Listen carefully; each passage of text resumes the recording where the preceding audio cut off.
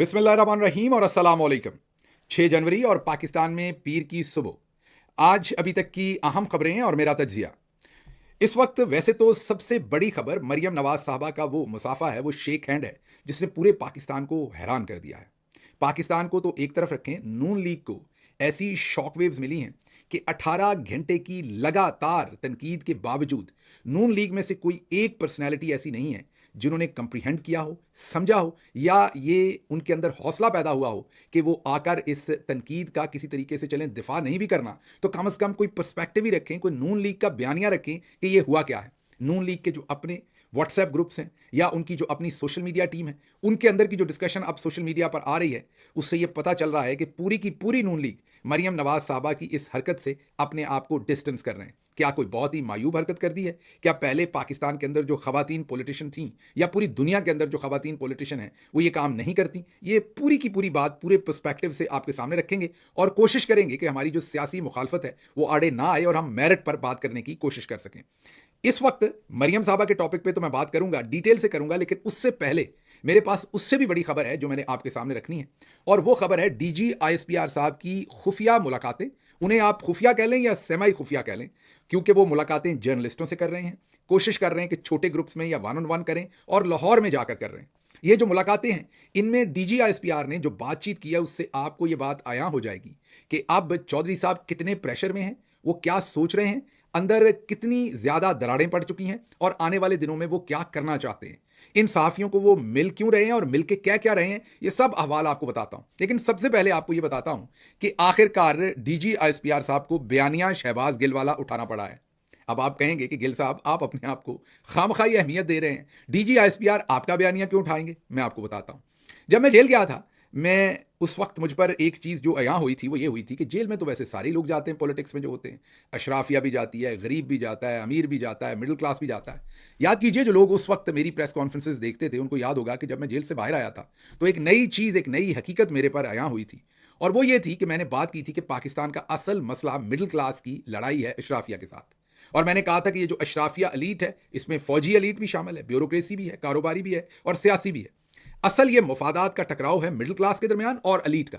Elite अपने हिस्से से, अपने जुस्से से बहुत ज्यादा चाहता है, और उसके लिए वो कभी भी मिडिल क्लास को बर्दाश्त करने को तैयार नहीं है। जेल तो सभी को काटनी पड़ती है, लेकिन जो हशर और सलूक मिडिल क्लास के लोगों के साथ किया जाता है वो किसी से अब ढका छुपा नहीं। तब मैं जब कहता था तो बहुत सारे लोगों को ये बात समझ नहीं आती थी, अब आ चुकी होगी कि जो अशराफिया से हैं उनके साथ फिर भी सलूक आपने देख लिया होगा, और जो मिडिल क्लास से हैं उनको तो बिल्कुल मसल के रख दिया, क्योंकि वो मिलिट्री की एलीट हो या कोई और हो, उन सबको पता है कि इसकी रेमिफिकेशंस नहीं है, इसका एहतसाब नहीं होना, इन्होंने कौन सा हमसे कोई बदला ले लेना है, या इनके कौन से कोई ऐसे वाशिंगटन डीसी या सीआईए या रॉ में या कहीं और ताल्लुकात हैं कि बाद में ये हमारे लिए मसले खड़े कर देंगे। वो एक अलग बात है कि अब पाकिस्तान की मिडिल क्लास इकट्ठे होकर खड़ी हो गई है और इनको एक ऐसा चैलेंज दे रही है जो इन्होंने कभी सोचा नहीं। तो आज जो आपको खबर दे रहा हूं डीजी आईएसपीआर की, वो बड़ी इंटरेस्टिंग है। उन्होंने लाहौर में जर्नलिस्टों के साथ मुलाकात की है, और उस मुलाकात के अंदर जो 2-3 बातें हुई मैं क्विकली बता दूं, फिर तज्जिया देता हूं।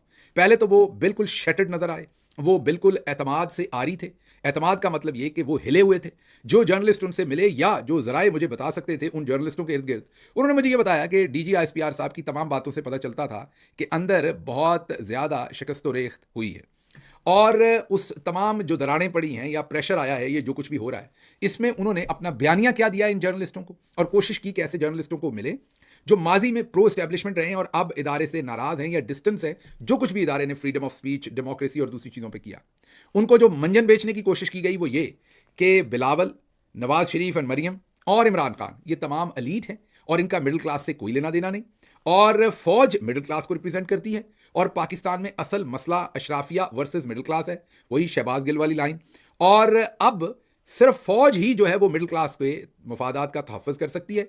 ये तो अलीट हैं, ये तो आपके लिए कभी सोचते ही नहीं है। तो एक तो इन मुलाकातों में डीजी आईएसपीआर ने अपने आप को और इदारे को डिस्टेंस करने की कोशिश की है, डिस्टेंट करने की कोशिश की है नून लीग से, पीपल्स पार्टी से, और दूसरी बारीक कार्रवाई ये डाली है कि इमरान खान को भी उन्हीं की तरह का पेश करने की कोशिश की है।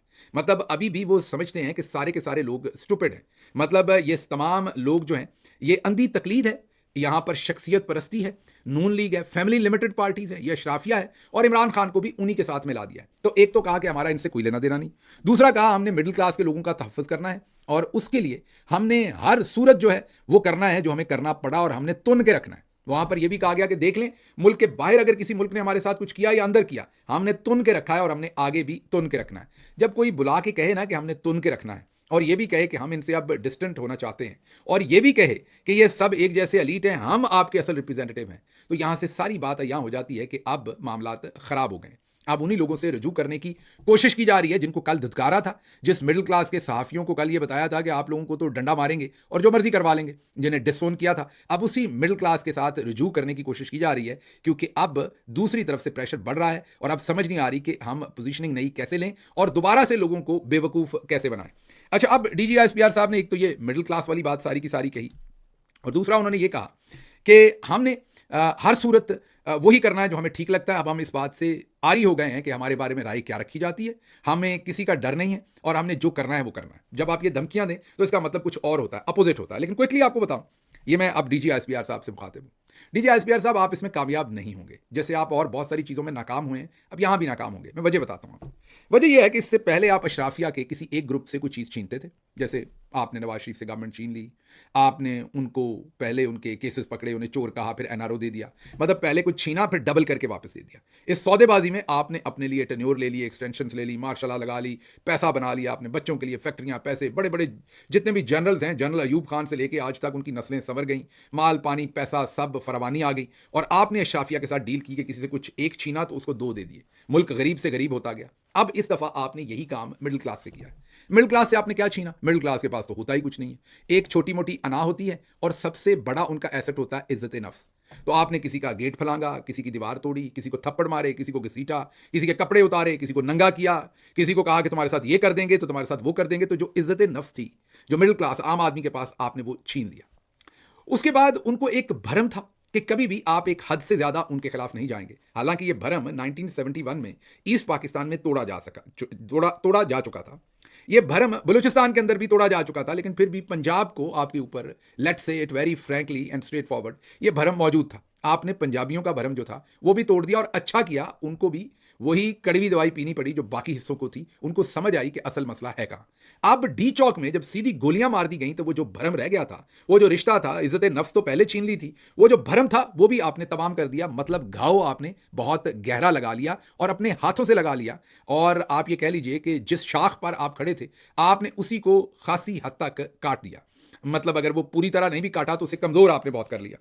उसके बाद आपने सहाफियों को यह भी कहा कि हम तो चाहते हैं कि मिडिल क्लास का तहफ़्फ़ुज़ हम करें और जो मिडिल क्लास के फैसले हैं या उनका ख्याल हम करें। तो आपको उसका जवाब ये देते हैं कि 8 फरवरी को मिडिल क्लास ने, पाकिस्तान के आम आदमी ने एक फैसला किया था। वो जो फैसला किया था वो 8 फरवरी को उन्होंने वोट किया था, इमरान खान को किया था, उसकी पार्टी को किया था। जो पाकिस्तानी लोग हैं बड़े फराग दिल हैं, बड़ी आसानी से माफ़ कर देते हैं, इनकी जज्बाती हैं, इमोशनल हैं, जो भी बेवकूफ़ कहना है बेशक वो कह लें, जो भी कहना है आप, लेकिन मेमोरी बहुत शॉर्ट टर्म है, बहुत जल्दी भूल जाते हैं। ये गजनी वाली बीमारी कहें या जो भी आप कहें, ये नेशनल हमारा इशू है कि बड़ी जल्दी भूल जाते हैं लोग। तो अगर आप 8 फरवरी को middle class, lower middle class, आम आदमी के फैसले को मान लेते तो ये लोग भूल के आगे चलने को तैयार हो जाते। आपने ऐसा नहीं किया। आप डट के खड़े हो गए कि आपने मजीद तुन के रखना है, और आपने मजीद तुन के रखा। ये फैसला सेल्फ स्टीम, इज्जत नफ्स और आवाज़ भी छीन ली, आज़ादी भी छीन ली, इंटरनेट भी छीन लिया, और जिस किसी ने बोलने की कोशिश की मुल्क से बाहर या मुल्क के अंदर, उसको आपने एक मिसाल बना के रख दिया। अब लोगों का और आपका फासला आ चुका है। अब इन सहाफ़ियों से मिलकर यह फासला नहीं मिटना। अब मिडिल क्लास का मंजन नहीं बिकना। अब आप भले समझें कि लोग बहुत ही बेचारे मासूम हैं या स्टूपिड हैं, ऐसा नहीं है। लोगों को बहुत कुछ समझ आ चुका है। अब एक ही तरीका है आपके पास, और वो है अपने आप को आइन के सुपुर्द कीजिए। एक ही तरीका है इस घाव को भरने का कि आप अपने आप को अकाउंटेबिलिटी के लिए आइन को रीसेट कीजिए और आइन के सुपुर्द कीजिए। इमरान खान को बाहर आने दीजिए। वो एक ही तबीब है जिसकी दवाई से मुल्क इकट्ठा हो सकता है, क्योंकि सबका उनके ऊपर इक्तवा है। हो सकता है वो बहुत ही कोई वर्ल्ड क्लास किस्म की हुकूमत ना दे सके, बड़ी वर्ल्ड क्लास किस्म की तरक्की ना दे सके, आपके तहफ़्फ़ुज़ात भी होंगे, आपको गिले भी होंगे, शिकायत भी होंगे, आपकी उनके साथ कोई ज़ाती मुखासमत भी होगी, लेकिन आप ये माने या ना माने, अब इस वक्त कौम जिस आवाज़ के ऊपर सारी मुत्तफ़िक है वो इमरान खान है। तो अगर इस मुल्क की फाउंडेशन को तगड़ा करना है, आगे बढ़ना है, तो आपको फिर हौसला करना पड़ेगा। ये जो आप उल्टा सीधा नैरेटिव बेचने की कोशिश कर रहे हैं सहाफ़ियों को मिलके, आप इसमें नाकाम होंगे। मेरा मशवरा आपको यह है कि आइन के सामने अपने आप को सबमिट कीजिए। प्रेशर में आप हैं, इन मुलाकातों से यही पता चलता है। आगे चलिए, अब आते हैं दूसरी खबर की तरफ, और वो खबर आपके सामने हमने मरियम नवाज साहबा का जो मुसाफा है उसको पहले स्क्रीन पर आपको दिखाते हैं। यूएई के जो सदर हैं, मुत्तहिदा अरब अमारात के जो सदर हैं, वो पाकिस्तान आए हुए हैं। अब जब वो पाकिस्तान आए तो वो ज़ाहिर है इस्लामाबाद भी आ सकते थे मिलने के लिए। वो एक निजी दौरे पर शिकार करने आते हैं क्योंकि उन्होंने लीज़ पे, पट्टे पे, जो भी आपने कहना है, रहीम यार खान की जगह ले रखी है और यहाँ पर हेड ऑफ़ स्टेट तो चले साल में एक आध दफ़ा आते हैं। उनके जो बाकी शहज़ादे हैं, उनके ख़ानदान के लोग, उनके वहाँ पर महल बने हुए हैं, उनकी तमाम गाड़ियाँ हैं, पूरा अरेंजमेंट है, एयरपोर्ट उन्होंने अपना बनाया हुआ है। तो वो रहीम यार खान में तलोर और दूसरे जानवरों का शिकार करने अक्सर आते हैं और सारा साल ही कोई ना कोई उनकी तरफ से आया रहता है। खुसूसी तौर पर नवंबर के महीने में वो आते हैं या दिसंबर के महीने में, या दूसरी तरफ जो सऊदीज़ हैं वो अक्सर फरवरी के महीने में आते हैं। इन्होंने भी दिसंबर में आना था, लेकिन इस दफ़ा जो हेड ऑफ स्टेट हैं उन्होंने पहले एक दो दफ़ा अपना दौरा यहाँ मुलतवी किया था, वो जनवरी में पहुंचे।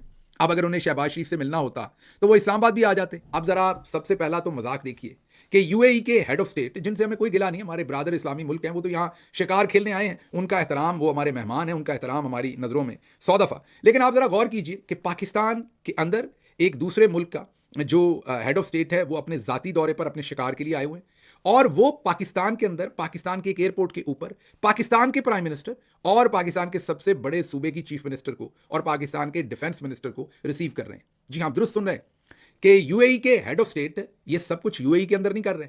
चलें, यहां जिस दिन वो आए थे ना, अगर आपने ज्यादा ही ये हरकत करनी थी तो शहबाज शरीफ उस दिन चले जाते, उन्हें रिसीव कर लेते आने पे। अब वो उल्टा शहबाज शरीफ को पाकिस्तान के अंदर ही रिसीव कर रहे हैं, है ना? ऐसा मजाक आपने पहले कभी देखा होगा? फिर वहां पर जो वो मुसाफा हुआ, अब आप कहेंगे कि ये आप बहुत ही कंजर्वेटिव बात कर रहे हैं। देखिए, मैंने सारी उम्र या उम्र का एक बड़ा हिस्सा वेस्टर्न यूनिवर्सिटीज़ में भी पढ़ाया और वेस्ट में रहा हूँ। तो बिल्कुल भी मुझे समझ है कि अब बदले हुए जो अंदाज हैं ज़माने के, उनके साथ चलना पड़ता है। इसलिए स्क्रीन पर मैं कुछ तस्वीर रख रहा हूँ जो वेस्टर्न ख़वातीन जब मुसाफा करती हैं तो किस तरीके से मुसाफा किया जाता है।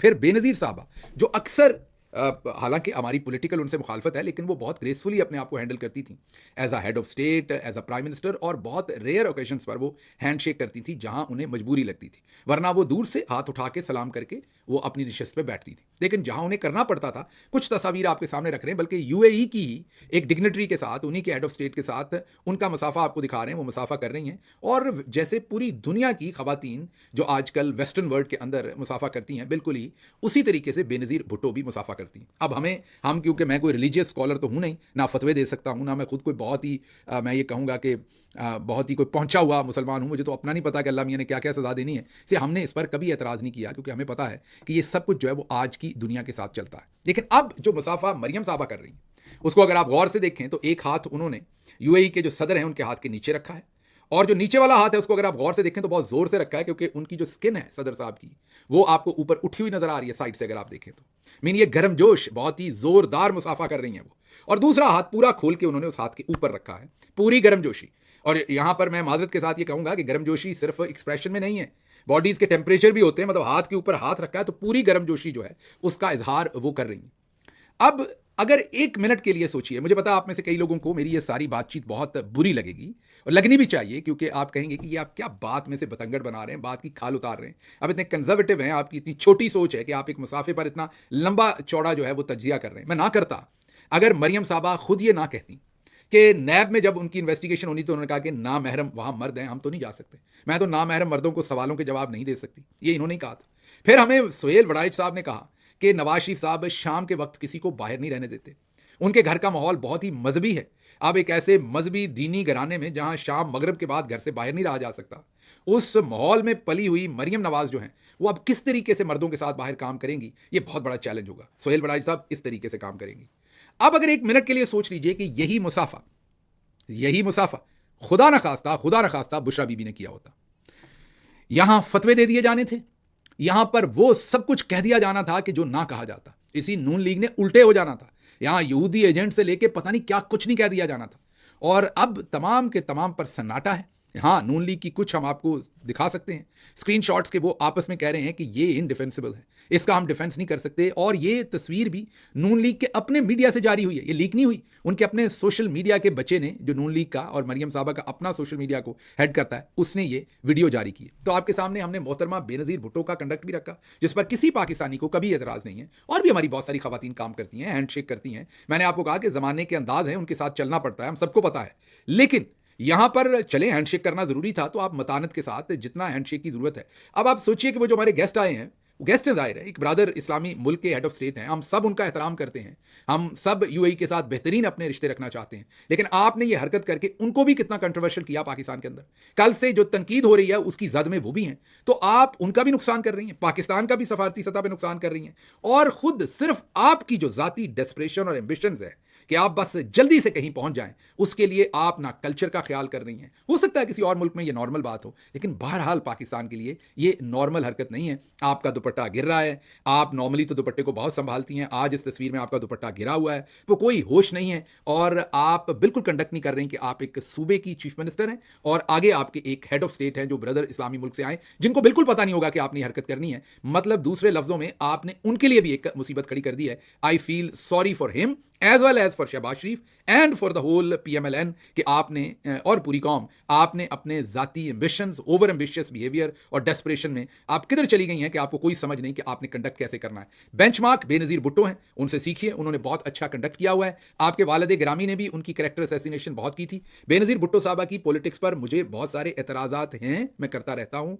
उनका जो पॉलिटिकल कंडक्ट था उस पर मुझे एतराज़ात हैं, लेकिन उन्होंने ज़ाती हैसियत में एज अ वुमन बहुत ही बेहतर तरीके से अपने आप को हमेशा कैरी भी किया, अपने आप को हमेशा अपना कंडक्ट भी मिसाली रखा, इसलिए हम उनका बहुत उस साइड पर एहतराम करते हैं। अब मुझे साथ साथ शहजाद अकबर साहब की भी बात याद आ रही है, जिसमें उन्होंने कहा था कि आर्मी चीफ को जो मरियम नवाज साहबा हैं उनकी तकरीरें भी बहुत पसंद हैं और उन्हें ये भी बहुत पसंद है कि वो अपने आप को बहुत अच्छा कैरी करती हैं। अब मुझे नहीं पता कि आर्मी चीफ साहब इस कैरी करने पर क्या सोचेंगे, ये जो मुसाफा हुआ है ये भी जाहिर है कैरी करने में ही आता है। बहरहाल अगली खबर की तरफ चलते हैं। ये बातों की खबरें मेरे पास बहुत थी, लेकिन आज इसी के ऊपर बहुत ज़्यादा डिस्कशन हो गई, जिस पर DGSPR की ज़ल्मे खलीलजाद साहब ने एक ट्वीट किया है। उन्होंने कहा कि पाकिस्तान को 3 मसले हैं, सियासी मसला है, वो सबके सामने है, इलेक्शन चोरी हुआ और उसके बाद अब किसी करवट ऊंट नहीं बैठ रहा। दूसरा उन्होंने कहा सिक्योरिटी का है, वो अफगानिस्तान के साथ जो एक नई लड़ाई शुरू हो गई, हिंदुस्तान से तल्लुकात और हिंदुस्तान पाकिस्तान के अंदर लोगों को मार रहा है, वो सबके सामने है। और इक्तसादी, जिस पर उन्होंने डॉन जो हमारा न्यूज़पेपर है उसका वो एक स्क्रीनशॉट लगाया, जिसमें बताया गया कि सिर्फ इंटरनेट बंद करने से $1.6 अरब का नुकसान हुआ। तो उन्होंने कहा ये 3 बड़े मसले हैं और ये तभी हल होंगे जब इमरान खान को छोड़ा जाएगा और रीसेट किया जाएगा। ज़ल्मे खलीलजाद रिपब्लिकन पार्टी में या रिपब्लिकन एडमिनिस्ट्रेशन में एक बहुत ही इंपॉर्टेंट मकाम रखते हैं, एक बार वेल रिस्पेक्टेड पर्सनैलिटी हैं और उम्मीद की जा रही है कि उन्हें कोई ना कोई अच्छा रोल ट्रंप एडमिनिस्ट्रेशन में भी मिलेगा। तो ये बहुत ही इंपॉर्टेंट उनका ट्वीट है कि सब कुछ रीसेट कीजिए ताकि मामला जो है वो आगे बढ़े। नजम सेठी साहब ने कहा है कि इंटरनेट बंद करने से क्या हासिल हुआ, कुछ हासिल नहीं हुआ सवाए $1.6 अरब का नुकसान करने के और जग हसाई करने के। इमरान खान पहले भी पॉपुलर थे, वो और पॉपुलर हो गए। अगली खबर जो है वो यूनान के साहिल के करीब एक और कश्ती जो है वो उलट गई है और उसमें 36 पाकिस्तानी जो है वो अपनी जानों का नजराना उन्होंने लहरों की सुपुर्द या समुंदर के सुपुर्द किया है। ये वो पाकिस्तानी हैं जो पाकिस्तान में गुर्बत, अफलास और भूख से भागते हैं। ये वो पाकिस्तानी हैं जिनके ख्वाबों की प्रोटेक्शन की बात DGSPR सहाफ़ियों से मिलते हुए कर रहे थे और ये समझ नहीं पा रहे थे कि you failed yourself and you failed them as well. इसीलिए इन पाकिस्तानियों को यहाँ से निकलना पड़ता है। वी ऑल फेल्ड देम और वो अपनी जानें देते हैं, आए दिन समुंदर में डूब के आखिरी सांसें वहाँ पर लेते हैं, जो हम सब के लिए शर्मिंदगी की बात भी है। और जो पिछली कश्ती उल्टी थी उसके बाद जो इंक्वायरी हुई थी, पता लगा था कि हुकूमती एहलकार इस सारे गैंग का हिस्सा है, FIA के लोग और दूसरे, और ये तमाम मिलकर इन लोगों को इस बेरहम सफ़र पर रवाना करते हैं। अगली खबर, पीपल्स पार्टी ने भी धमकियाँ देना शुरू की हैं कि हमने अगर अपनी हमायत ले ली तो ये हुकूमत गिर जाएगी। और ये हमायत किसी असूल पर वो धमकी नहीं दे रहे, वो सिर्फ हिस्सा चाहते हैं कमेटीज़ में जो उनको मिल नहीं रहा। और ज़रा हिसाब देख लीजिए कि अगर ये हिस्सा जो है जो उन्हें मिल नहीं रहा, इसके ऊपर वो ये बातें करेंगे तो एक मिनट के लिए सोच लीजिए कि अगर इन्हें किसी असूल के ऊपर छोड़नी होती तो ये बहुत पहले की छोड़ चुके होते। इन बेचारों की क्या मजाल है, चौधरी साहब ने इन्हें इस खूंटे पे बांधा हुआ है, तो they have to stay there. Peoples Party जो है ये बस हाथी के वो दांत हैं जो दिखाने के हैं, खाने के नहीं है। तो पीपल्स पार्टी ऐसी धमकियां देती रहेगी, लेकिन इसी तनख्वाह पर काम करेगी, इन्हें कुछ मिले या ना मिले इसी पर ये काम करेंगे। अच्छा जी, आगे मैंने 1-2 खबरें और करनी थी, लेकिन सिर्फ क्विकली कह दूं, एयर कमोडोर सज्जाद हैदर, पाकिस्तान का सरमाया, पाकिस्तान का बड़ा नाम, इन्होंने पठानकोट पर 1965 में बहुत ही बेहतरीन तरीके से लड़ाका तैयारे उड़ाते हुए पाकिस्तान का दिफा किया था, दुश्मन का नुकसान किया था। और इन्होंने अपनी जो अपना बुढ़ापा कह लें, अपने आखिरी साल कह लें, वो पाकिस्तान में जमहूरियत की बका के लिए, आज़ादी इजहार राय के लिए, ह्यूमन राइट्स के लिए बेहतरीन जंग लड़ी। और उसकी जंग लड़ी और इनकी वफात हुई है। हम सब की तरफ से इनको खराज तहसीन, हम सब की तरफ से इनको सताइश। इनके ख़ानदान के हम एहसानमंद हैं कि एक इतना अच्छा बेटा इस ख़ानदान ने पैदा किया, बड़ा किया, जिसने पाकिस्तान को पहले पाकिस्तान की एयरफोर्स में रहते हुए बेहतरीन तरीके से सर्व किया।